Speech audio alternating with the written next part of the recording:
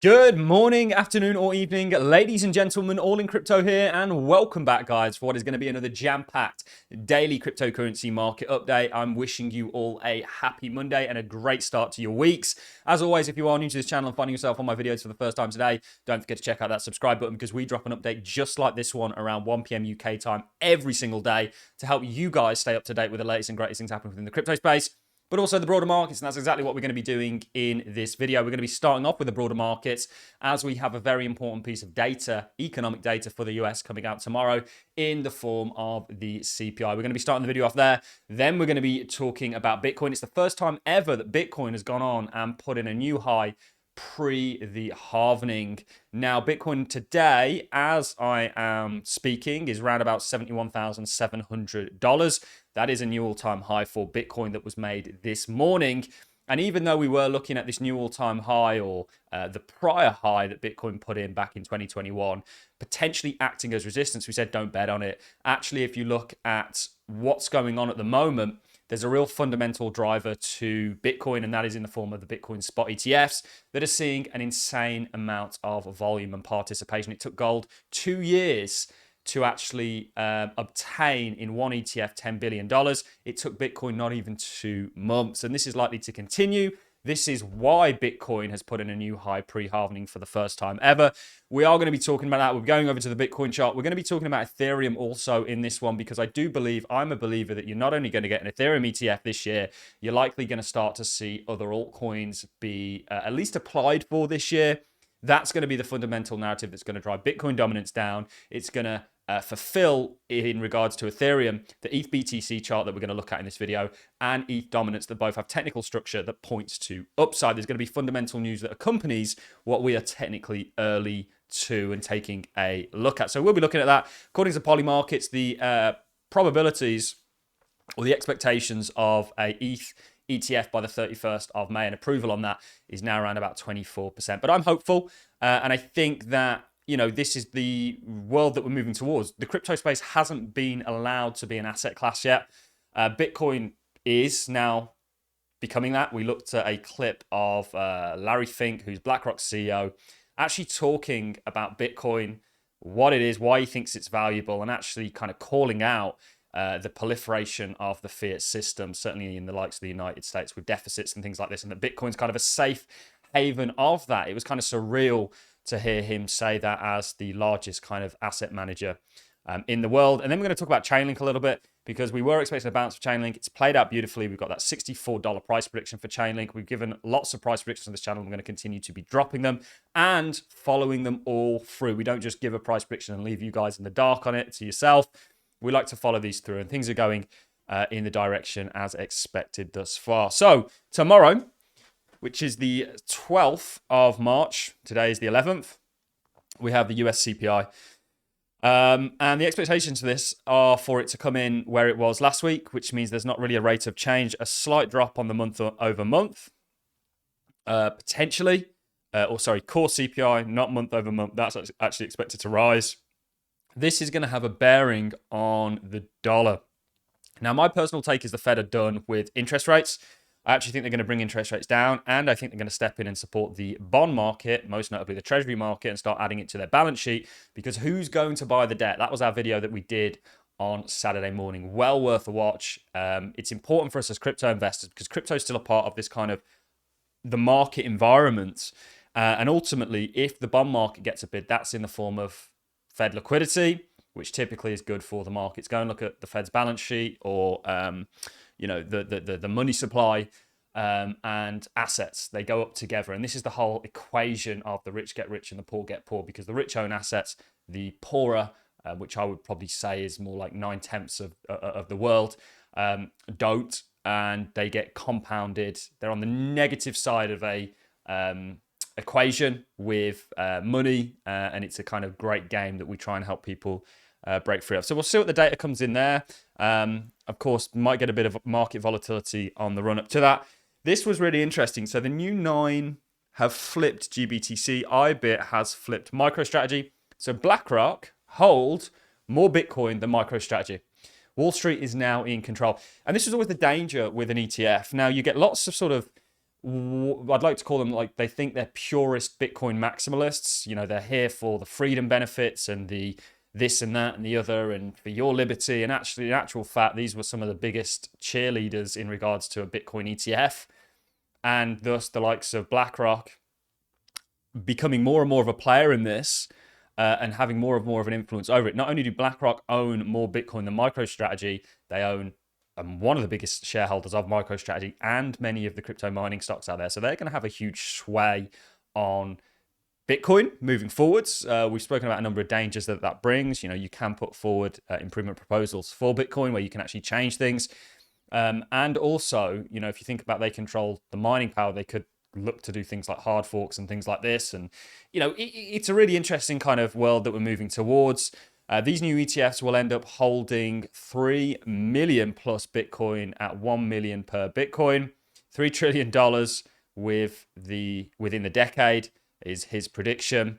It will still represent only 15% of the total ETF value.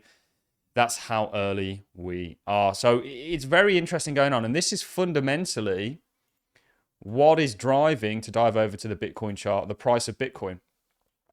So even though we were saying, okay, you should kind of expect this as resistance, albeit short-lived, and don't bet on it because this is an uptrend and this is a bull market. So the last time we broke all-time high, we had a short period of stalling before we then broke through it. I think we're there again today, ladies and gentlemen, and we are just going to push straight past this. Technically, we do have a target for 151,000. I will be opening up lots of questions about when I'm going to open my Patreon up again. It will be very soon. We had a real influx of people looking to acquire about it yesterday.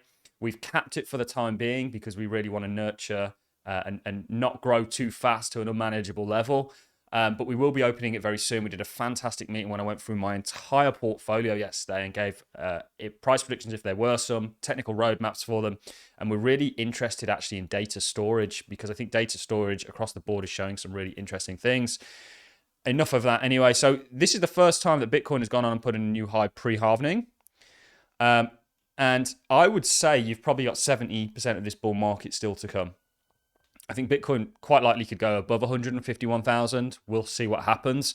You are going to get pullbacks along the way, but be on the right side of the trend, which is an uptrend, and you'll do just fine from a spot position. So very interesting what's going on. The halvening is set to take place, I think it's the 4th of April, so it's not far away at all. But the reason this has gone on and put in a new high halvening is really for the fundamental news that we've just addressed. And we expect this to continue. We expect inflows to keep going. Very interesting at the moment that you've got a lot of billionaires selling a lot of their stocks. You know, what are they moving that into? Crypto, perhaps? Maybe? I don't know. Maybe Bitcoin. Who knows? Let's talk about the Ethereum ETF. Now, this is from Polymarket. So this is the expectations for an ETF by the 31st of May. The expectations have now fell to 24%. I wouldn't be so sure that you're not going to get it on the 31st of May.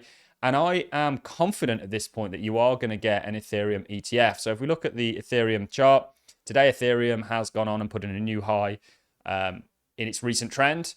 And that is currently sat at $4,000. So I would like a bit of a reaction at the sort of 3,500 mark.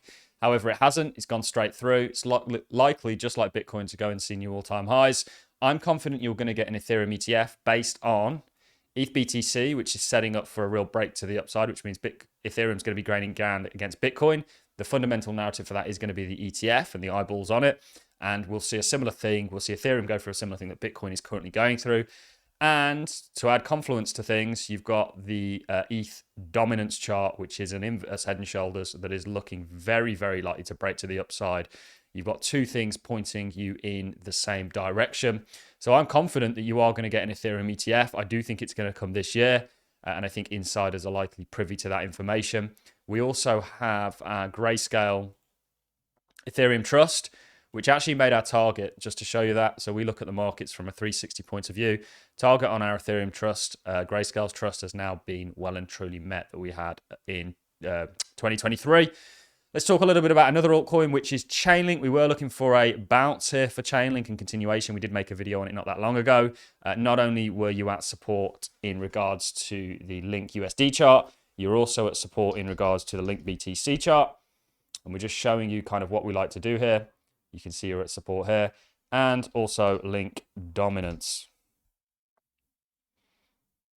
You can see looking for a bounce across the board here, which means that, in my opinion, not only does the price look likely to bounce, also dominance and link BTC looks pretty good. So there's lots of opportunities right now in the crypto space. You just need to be on the right side of all of this, which is by holding the cryptos and the right cryptos. You know, there's some cryptos out there that aren't going to do as well as others.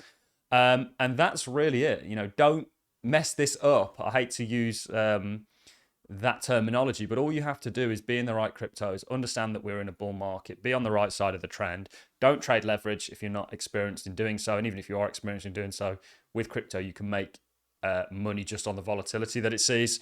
We'll see when Bitcoin decides to slow down. Thus far, it's not really doing a lot. I'll take a quick look at the smaller structure. It's kind of marginally higher highs, you know, but showing a strength.